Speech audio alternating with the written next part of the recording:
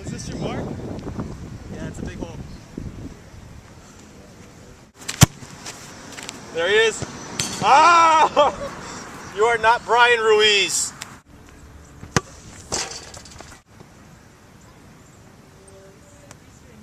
Oh, terrible. Good shot. Thank you. Nice boots, man.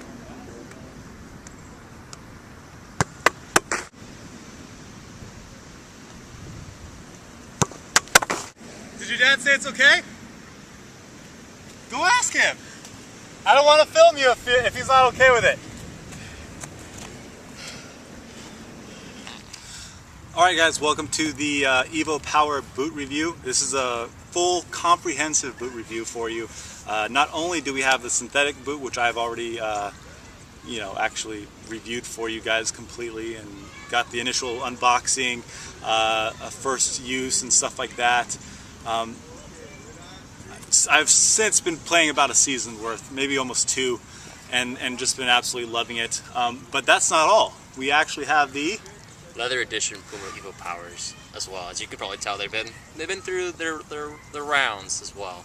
Probably good seasons as well, as rough as a synthetic. And not only do we have that, we also have the Puma Tricks, the evoPOWERs, but these are also the turf editions. So in the timeline of things, this was the first boot that was released. And it's a synthetic boot. I mean, again, the full review of it will be down below in the comment section, or the synopsis or whatever. We'll provide links to it. But we haven't really spent too much time reviewing the leather boots. So let me get your thoughts on that, man. What do you think? I love them. Personally, when I first got them, they were one of the first shoes I can actually put on and not worry about having any growing pains.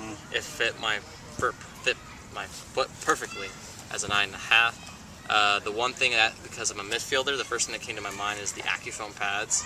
They've been actually really helpful when it came to regards to the first touch. As a midfielder, sometimes space is limited, so you want your touch to be at your feet so you can make your quick decision on where to play to next. 15, 16 games, and I maybe got like one little hole in here. It is held up extremely well.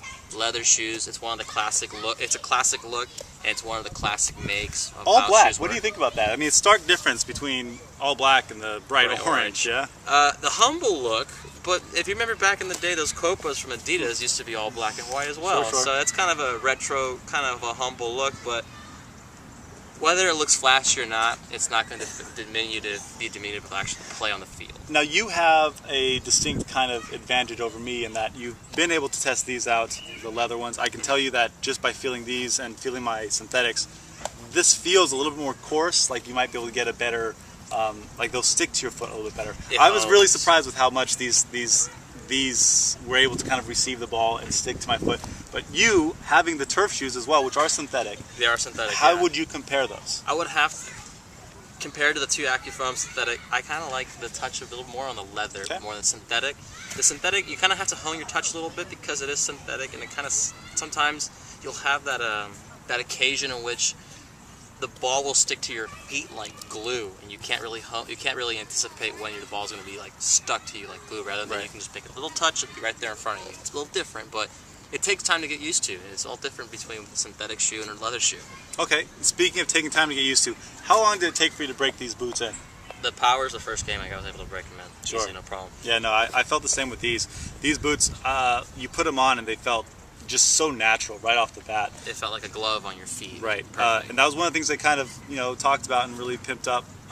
Was the Puma said that they're supposed to be as close to the barefoot feel as possible, and I would say that they've come, I mean, as close to possible as you possibly can. Basically. So yeah, I was really impressed with that.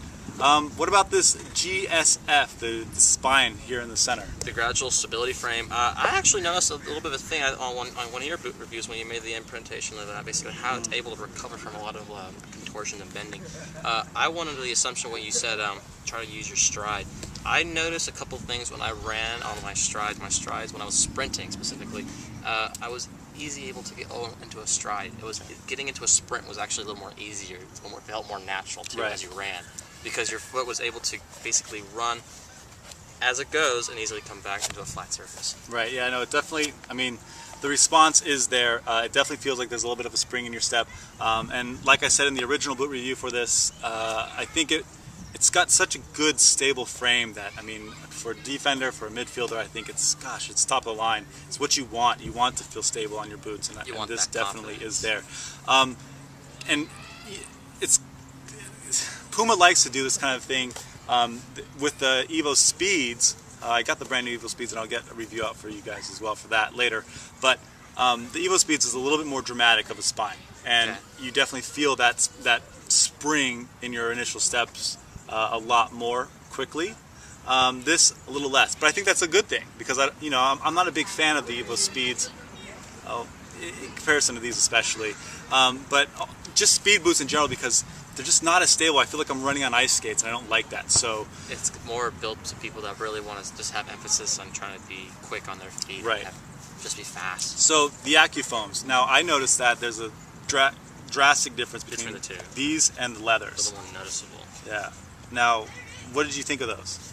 How'd they help your strike? How'd they hinder your strike? They helped my strike in a way of easily finding the sweet spot, especially when you want to open up your leg. You want to open up your body and basically put it on that little sweet spot and curl it in. Right. This little spot, this little area right here, it's easy to open up your body and actually pick out the spot, because the evoPoWER actually kind of helps as a cushion or a glove to help you pick a spot when you place your shots. Right. So it's a little more easier to find it actually kind of place, especially if you know what you're doing with your hips and your shoulders, and especially when it comes to technique. Yeah, you know what? Sweet spot, I didn't even think about that in my initial review. You definitely feel it. Everything that you do, you feel it. So one of the things that I kind of talked about with the initial boot review was you feel what you do right, you feel what you do wrong, and that's another thing that I really like about kind of top of the line boots, Gio, is that you pay to almost like learn a little bit too. You know what I mean? Right. Like you can actually learn a lot by these boots. Yeah, by using kind of top of the line equipment, because it tells you that was right, that was wrong. The way you struck that ball, completely wrong. You shanked it. You can actually feel it too. Exactly. Sometimes it just comes naturally. Right. You feel it. So overall, how would you rate these boots? I mean, in the grand scheme, in the annals of time of boots, annals of time. How would you rate these? I used to always be a Diodora fan and whatnot, but since they've kind of fell off the market here in the United States, kind of stick to Nike and Adidas, and I'd probably put them in my top 3 or 4 of all time boots. They've held up really well. You're not just saying that because I said that. No, they've held up very well. Top 4. Well, think about it. Copas, they held well. The old school Preds, like back about 2000 beforehand, when they were made from kangaroo leather, were probably one of the old school better ones to play in. And the first set of T90s, maybe from Nike when they first came out, and were endorsed by Rooney. Yeah, they're one of the strongest shoes you can get back when they were made by K leather. Now everything's kind of a little more cutthroat to specifics by player technique and player attributes. Everything's a little more specific and not generalized as it was before. So if you're looking for an all-purpose boot for a defender, I don't know, you have a better idea for that. For like a midfielder, someone who has a little more a little preciseness on touch, feeling that sweet spot, getting your technique right. I like these shoes. Right. Yeah, no, I love these shoes. I'd probably rate them top 3 or 4 all time for me, just because they're so comfortable. They're so easy to wear. They fit just like a glove, like you said. You don't even notice that they're there. And I mean, I've had such great success with these boots too. I've scored a couple goals, man, and as a defender, that means a lot. So. Oh well, you have to get up from the back, and of course, if you jump and need to have a spring in your step, sure, you need to have that confidence in your shoes that you're not gonna fall on your hips or whatnot. Any negatives for you? The heel wall you pointed out was different, but I didn't have an issue. Right. Yeah, no, the heel kind of cupping for me initially was a little different, just because I'm used to Nike, Adidas cleats, and so yeah, it was just a bit different for me. The only thing also is the difference. It was not noticeable by the second game. In spikes, but I thought that was going to be a little different in a way of pivoting or turning.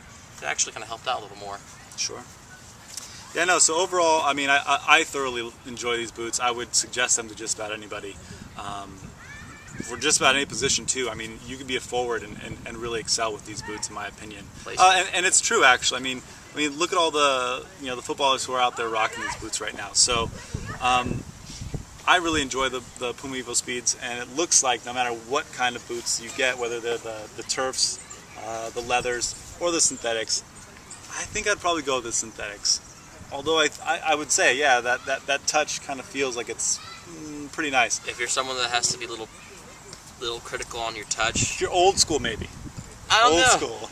Critical on your touch. This stuff, old school, but critical on your touch. I've never had a moment of being unconfident on my touch with these shoes. Yeah, no, that's the other thing. I've Even a bad game. never felt uncomfortable, never felt out of my element, never felt like my boots were holding me back. Look good, feel good, play good. Yeah, one of those few things. true. Even though they're not flashy, you feel confident. Sure. And that kind of helps out as well. So that is the complete boot review for the evoPOWER. Sorry. evoPOWERs from Puma. Synthetic, leather, and the synthetic turf shoes. So you get a good kind of a wide spectrum of views on these boots. If you have any questions, feel free to write comments in the below, and we'll get back to you as soon as we possibly can. By the way, my name is Raphael, and I'm Giovanni. and we're from World Football Daily. So stay tuned for more from us. Go ahead, subscribe to the YouTube channel, and find out more. Cool.